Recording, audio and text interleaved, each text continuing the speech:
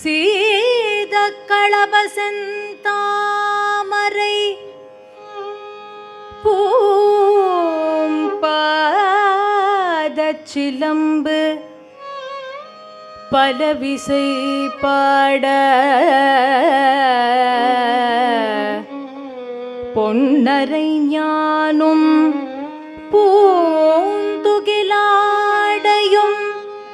வண்ணமருங்கில் வளர்ந்தழகரிப்ப பேழை வயிறும் பெருமாறக்கோடும் வேழமுகமும் விளங்கு சிந்தூரமும்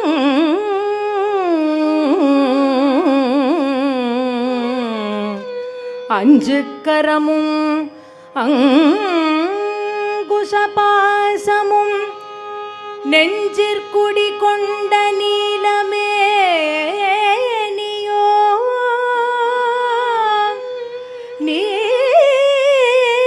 நீலமேனியோ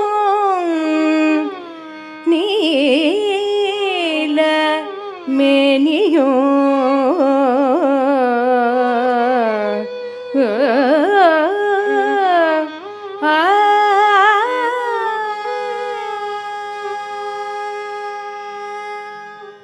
அஞ்சு கரமும் அங்குசபாசமும்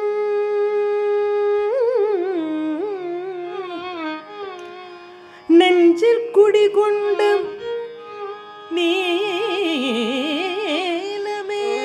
நீலமேனியும்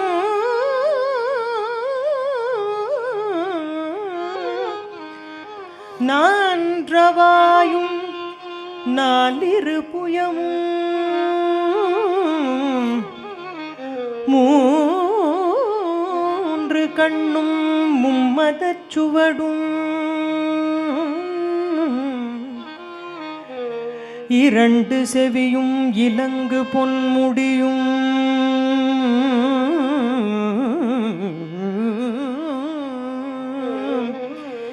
இலங்கு பொன்முடியும் திரண்ட முப்புரி நூல் திகழ் ஒளி மார்பும் சொற்பதம் கடந்த துரியமை ஞானம் அற்புதம் நின்ற கற்பகக்களிரே அற்புதம் நின்ற கற்பகக்களிரே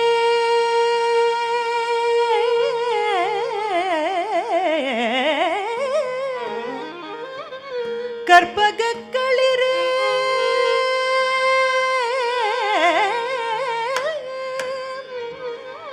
கற்பகக்களிரே அற்புதம் நின்ற கற்பகக்களிரே கற்பகக்களிரே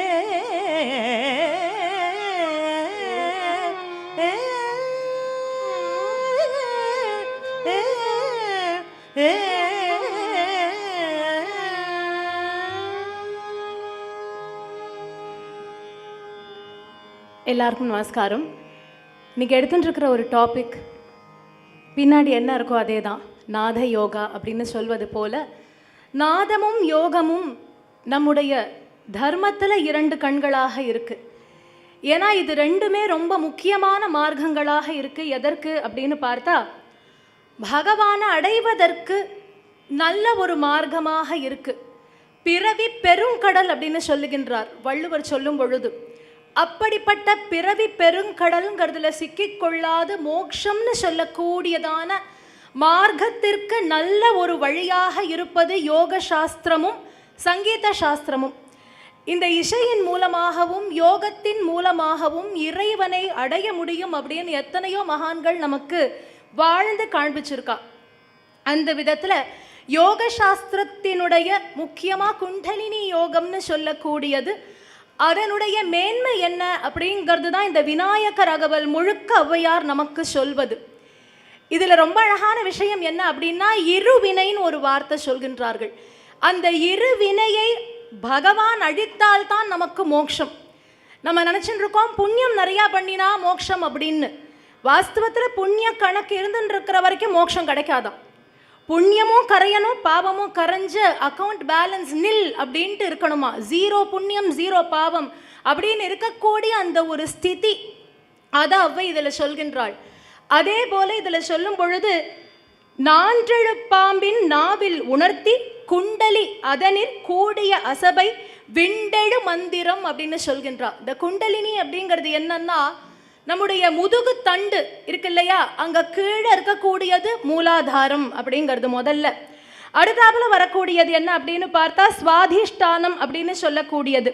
இந்த சுவாதிஷ்டானத்துக்கு அடுத்து இருக்கக்கூடியது என்ன அப்படின்னு பார்த்தா மணிபூரகம் அப்படின்னு சொல்றது. நம்முடைய தொப்புள் பகுதியானது மணிபூரகம் அப்படின்னு சொல்றது. அதுக்கு அடுத்து இருக்கக்கூடியது அநாஹதம் அப்படிங்கிறது. அதுக்கு மேலே விசுத்தி அப்படிங்கிறது இந்த கண்டம் கிட்ட வரக்கூடியது தொண்டை விசுத்தின்னு சொல்கிறோம். அதுக்கு மேலே இங்கே நெத்தியில் இருக்கக்கூடியது ஆக்ஞா சக்கரம் அப்படிங்கிறது.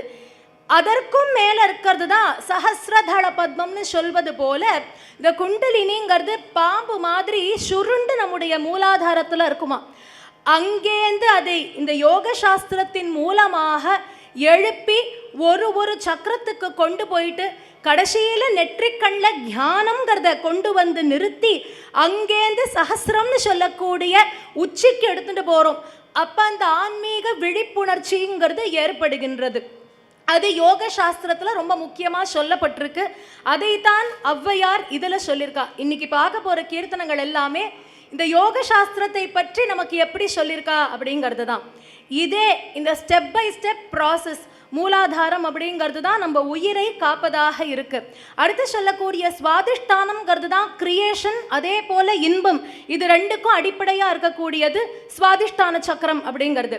அதுக்கு அடுத்து இருக்கக்கூடிய மணிபூரகம் இருக்கு இல்லையா, நமக்குள்ளே இருக்கக்கூடிய தன்னம்பிக்கையிலேருந்து எல்லாவற்றையும் அந்த மணிபூரகம் பார்த்துக்கிறது. அதுக்கு மேலே போகும் பொழுதுதான் அநாஹதம்னு சொல்லக்கூடியது. நமக்கு இருக்கக்கூடிய கருணை, சமாதானம், இந்த எண்ணங்கள் எல்லாத்துக்கும் அடிப்படையாக இருக்கிறது அந்த அநாஹத சக்கரம் அப்படின்னு சொல்வது. அதுக்கு மேலே வந்தாச்சுன்னா கண்டம், அதற்கு விசுத்தி சக்கரம்னு சொல்கிறோம். விசுத்தியோட வேலை என்னன்னா நம்ம கம்யூனிகேஷன் பண்ணணும்னா விசுத்தி சரியாக இருக்கணும். அப்போ விசுத்தி அதற்கு நமக்கு ஹெல்ப் பண்ணுறது. நெற்றியில் இருக்கக்கூடிய தியானம் அப்படிங்கிறது தான் அந்த ஆக்ஞா சக்கரம் அப்படிங்கிறது. அந்த தியானம் எப்போ வந்ததோ அதன் பிறகு என்னன்னா அமுதத்தை நாம் உள்ளுக்குள்ள உணர முடியுமா. அந்த சஹஸ்ரத்துக்கு போய் அந்த குண்டலினி அடிச்சதுன்னு சொன்னா உள்ளுக்குள்ள அமுதத்தை சுவைக்க முடியும். இதை எத்தனையோ மகான்கள், ராமகிருஷ்ண பரமஹம்சர் பரியந்தம் எத்தனையோ பேர் அனுபவிச்சிருக்கா. அப்படி இந்த ஸ்டேஜ் பை ஸ்டேஜை தீட்சிதர் ரொம்ப அழகா ஒரு கீர்த்தனையில சொல்லியிருக்கார். அடுத்து அதை பார்க்கலாம்.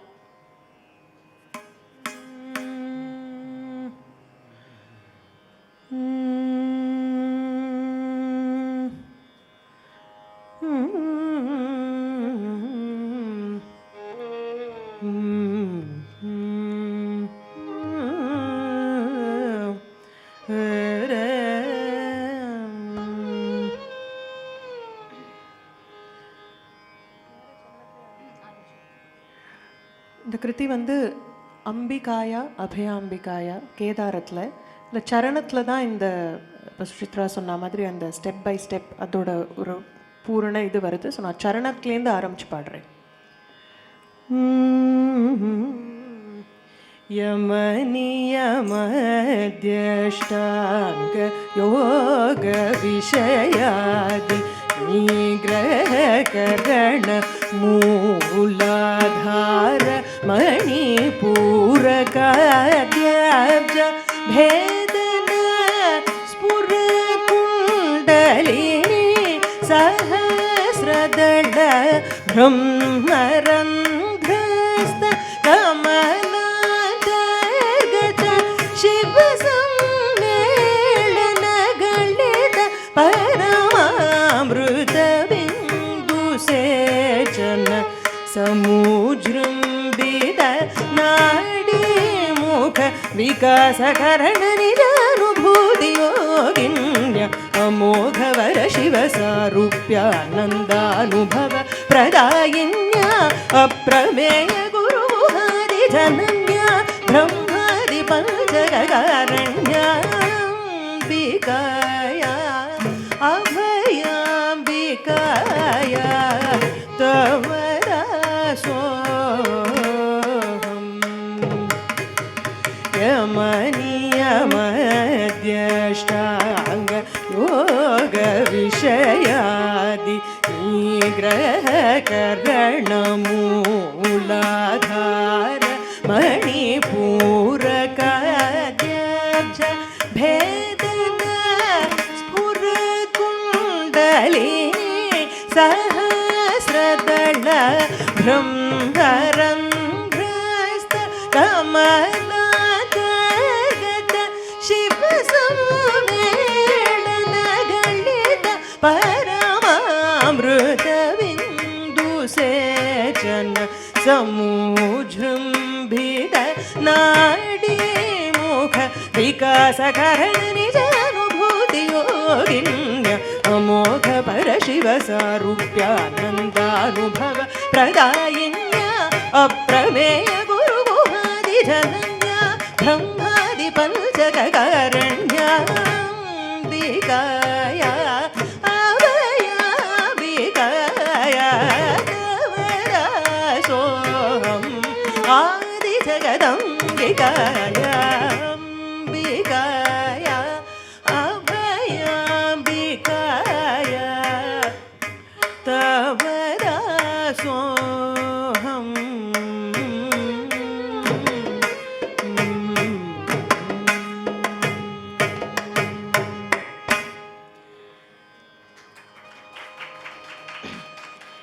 இதுல சொல்லும் பொழுது அந்த குண்டலினி அப்படின்னு சொல்லக்கூடியது எப்படி ஒவ்வொரு சக்கரத்துல இருந்து கிளம்பி வருது, அப்படி கிளம்பி அந்த உச்சியை எட்டும் பொழுது அது கொடுக்கக்கூடிய அந்த பரமானந்தத்திற்கு ஈடு இணையே கிடையாது.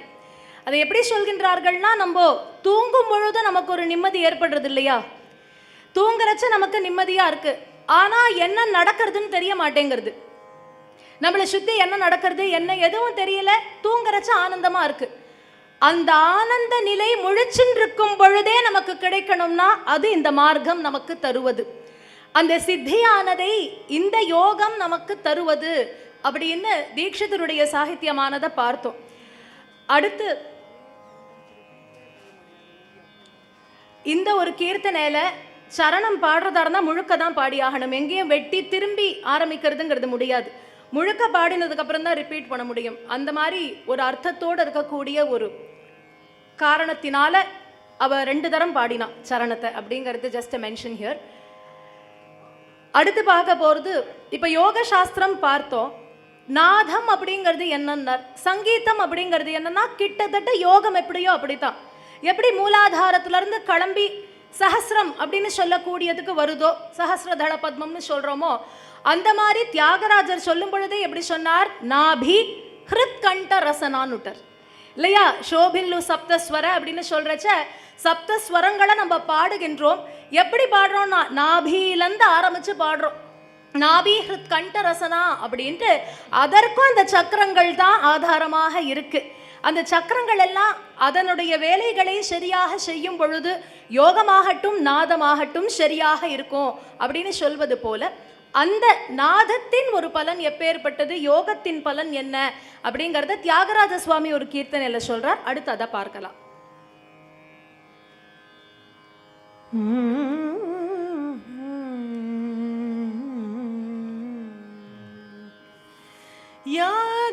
यागयोग त्याग भोग बलमोसंगे याग योग त्याग भोग बलमोसंगे याग योग त्याग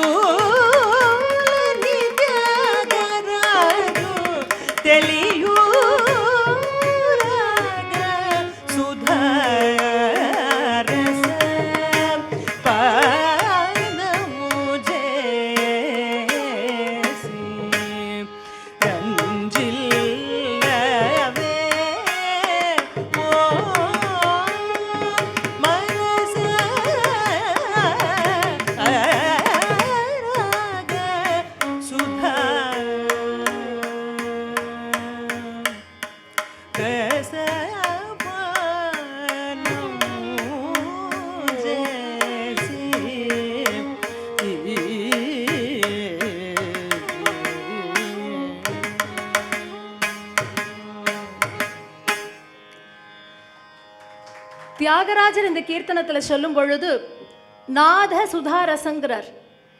அந்த நாத சுதாரசம் அப்படின்னு சொல்லக்கூடியதை பருகுகின்றேன். அந்த நாத சுதாரசம்ங்கிறது எப்பேற்பட்டது அப்படின்னா, யோக சாஸ்திரங்களின் மூலமாக, வேதங்களின் மூலமாக பகவான் அடையறச்சா அதுல என்ன ஆனந்தம் கிடைக்குமோ அது நாதத்தை பருகும் பொழுது எனக்கு கிடைக்கிறது. அது மட்டுமல்ல, நாதத்தை பருகிறவா எல்லாருக்குமே இது தெரியும். யார் ஒருவருக்கு சப்தஸ்வரங்கள் பாட வருதோ, யார் ஒருவர் சங்கீதம் பாடுகின்றாளோ அவளுக்கெல்லாம் பரபிரம்மத்தை உணரக்கூடிய ஒரு பெரும் வாய்ப்பு இருக்கு. அவ அந்த பரபிரம்மத்தை உணர்ந்து விட்டார்கள் அப்படின்னு சொன்னா ஜீவன் முக்தர்களாக மாறி அவளுக்கு அந்த மோட்சம் அப்படிங்கிறது நாதத்தின் மூலமாக கிடைக்கிறது அப்படின்னு தியாகராஜ சுவாமி சொல்றார்.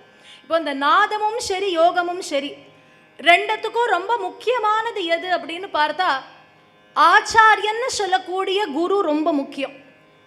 சங்கீதமாக இருந்தாலும் சரி, அதே போல யோகா அப்படின்னாலும் சரி, ரெண்டையுமே முறைப்படி அபியாசம் பண்ணி ஒரு குருவனிடத்துல போய் நம்ம கத்துண்டோம் அப்படின்னு சொன்னா அதற்கான பலன்கள் பரிபூரணமா நமக்கு கிடைக்கிறது. ஏன்னா ரெண்டத்திலையுமே என்ன ஒரு சிக்கல் தெரியுமா, நம்ம சரியா கத்துக்கல அப்படின்னு சொன்னா பலிதமாகாது.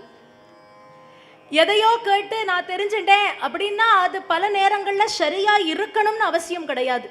அதனால தான் காலங்காலமா பெரியவா குருமுகமா கத்துக்கணும்னு சொல்றா. அது வேதமாகட்டும், நாதமாகட்டும், யோகமாகட்டும், பரதமாகட்டும், எப்பேற்பட்ட கலையாக இருந்தாலும் அவற்றை நேரா குருமுகமா கத்துக்கும் பொழுது இருக்கிற பலிதம் அதற்கு ஈடு இணையே கிடையாது. அதனால துகாராம் மகாராஜ் ஒரு அபங்கத்துல சொல்றாராம், இந்த 7 சக்கரங்களை கிளப்பி சஹஸ்ரதளத்துல கொண்டு வைக்கிறோம், குண்டலினின்னு சொல்றோம்.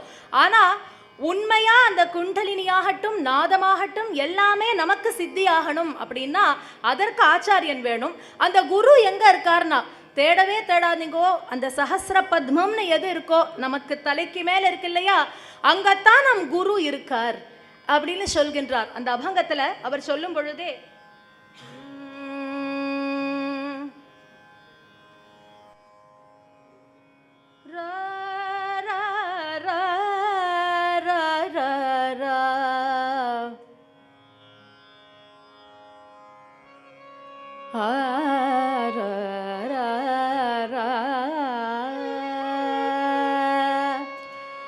सहस्रधळ चक्री राहतो श्री गुरु,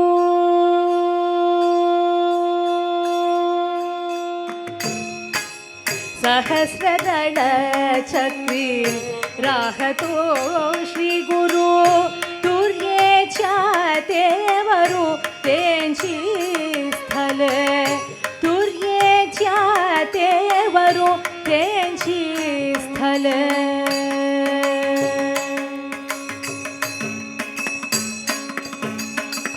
धोन मातृकेच्या लागो ना तो पार, लोभ आनंदेच्या लागो ना तो पार, दोन मातृकेच्या लागो ना तो पार, दोन मातृकेच्या लागो तो पार, गुरुपद थोर, गुरुपद थोर, गुरुपद तोर, गुरुपद तोर, गुरुपद तोर, गुरुपद तोर सर्वहुनी, गुरुपद तोर, गुरुपद तोर सर्वहुनी, सहस्रधळ चक्री राहतो श्री गुरु, तुर्येच्या देवरू तेंची स्थल,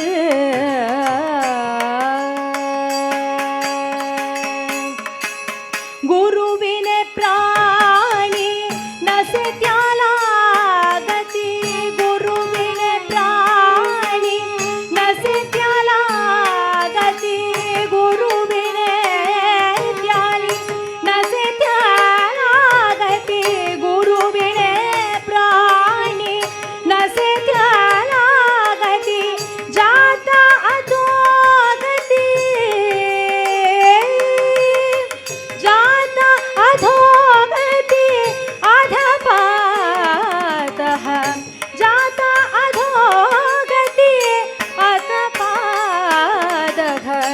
सहस्रदल चक्री राहतो श्री गुरु तुर्य जाते वरुण तेजी स्थल गुरु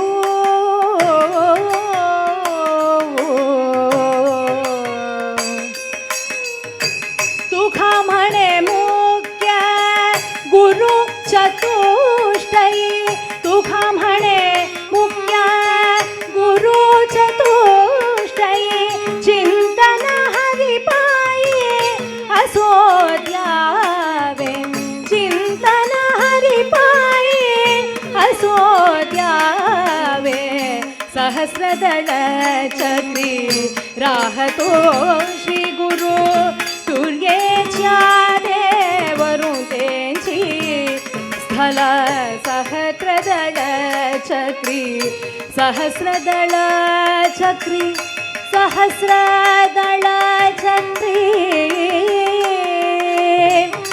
राहते श्री गुरु रागते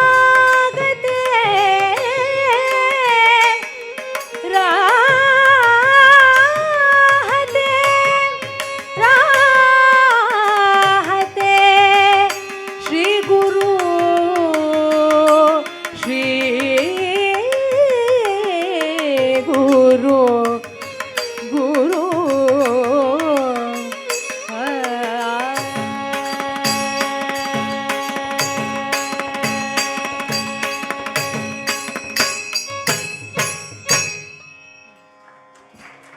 सहस्रदल चक्री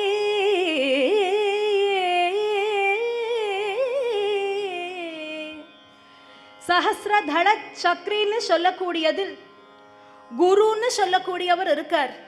அதனால தான் ஸ்ரீவித்யா உபாசனை பண்ணக்கூடியவாள்லாம் பார்த்தேன்னா கார்த்தால எழுந்த உடனே முதல்ல சிரசை தொட்டு நமஸ்கரிப்பா. ஏன்னா அந்த குருங்கிறவ அங்கே தான் இருக்கா அப்படின்னு சொல்லக்கூடிய பெரும் தத்துவத்தை துகாரா மகாராஜ் இதில் சொல்றார். கடைசியா மகாகவி சுப்பிரமணிய பாரதியார் நமக்கு ரொம்ப அழகா சொன்ன ஒன்றோடு பூர்த்தி பண்ணலாம். புதுவை அப்படின்னு சொல்லக்கூடியது, இப்ப பாண்டிச்சேரி அப்படின்னு சொல்றோம் இல்லையா, அந்த புதுவையில ஒரு சமயம் ஒரு குள்ளச்சாமி இருந்தாராம். இந்த குள்ளச்சாமி கதை அப்படின்ட்டு ரொம்ப அழகா பாரதியார் இதுல பார்க்க முடியும்.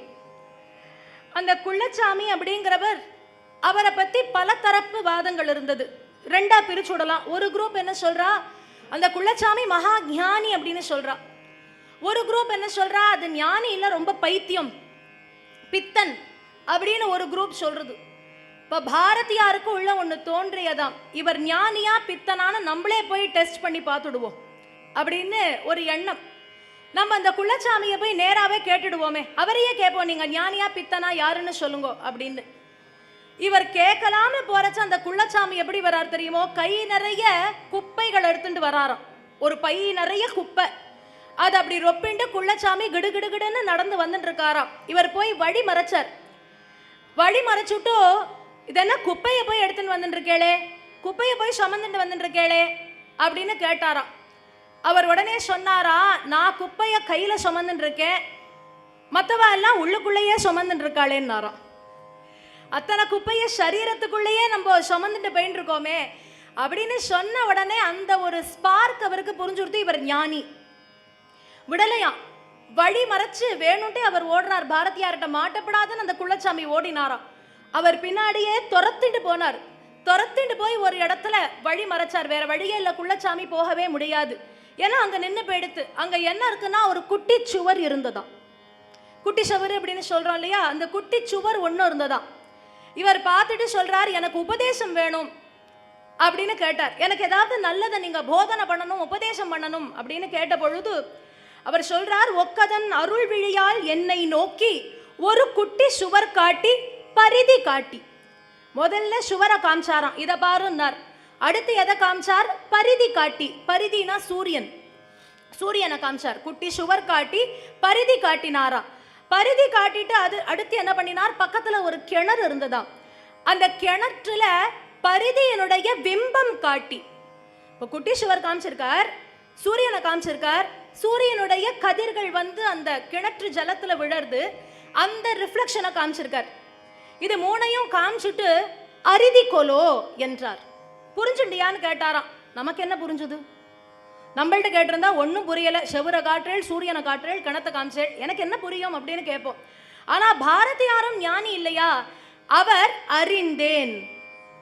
அரிதி கொலோன்னு கேட்டதுக்கு பாரதியார் சொல்றார் அறிந்தேன் என்றேன். அப்ப என்ன சொன்னார் அப்படிங்கிறத பாரதியாரே ஒரு பாட்டுல சொல்றார். வாசியை கும்பகத்தால் நீ வலிய கட்டின்னுட்டார். வாசி அப்படின்னு சொன்னா சுவாசம். யோக சாஸ்திரத்தினுடைய முக்கியத்துவம் வருது.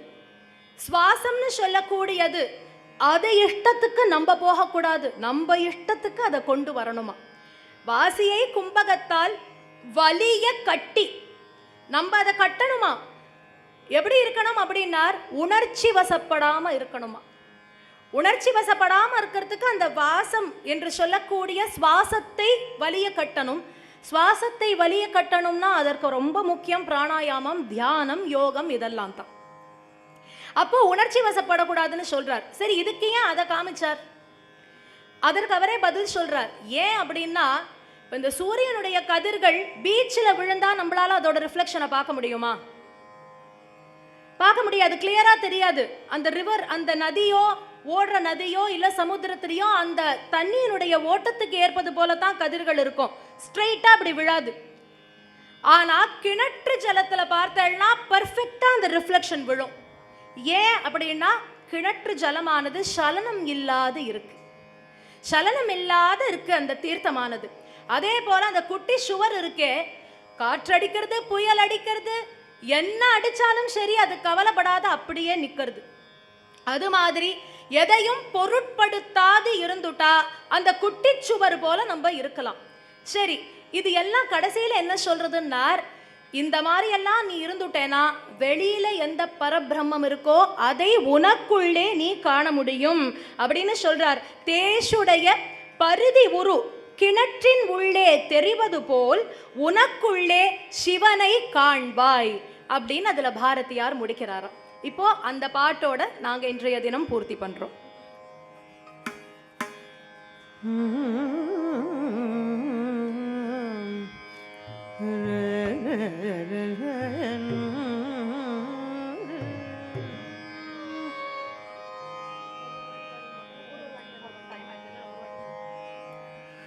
ஒக்கதன்னருள் விழியால் என்னை நோக்கி ஒரு குட்டி சுவர் காட்டி பரிதி காட்டி அக்கணமே கிணற்றுள் அதன் பிம்பம் காட்டி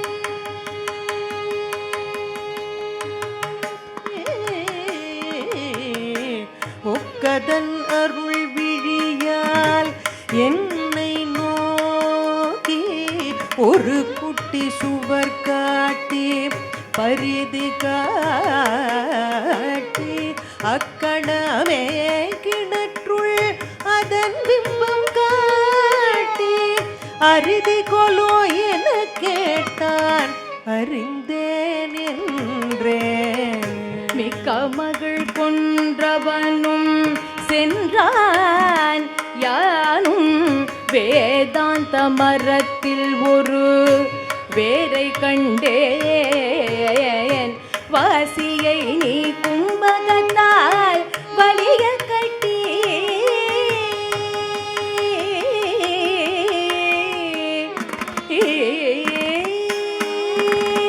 வாசியை நீ கும்பகத்தால் வலிய கட்டி மண் போலே சுவர் போலே வாழ்தல் வேண்டோ.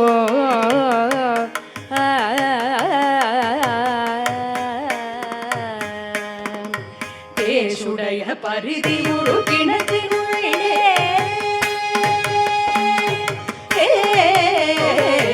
தேசுடைய பரிதியுரு கிணற்றினுள்ளே தெரிவது உனக்குள்ளே சிவனை காண்பாய். தேசுடைய பரிதியுரு கிணற்றினுள்ளே தெரிவது போல் உனக்குள்ளே சிவனை காண்பாய். உனக்குள்ளே சிவனை காண்பாய். உனக்குள்ளே சிவனை காண்பாய்.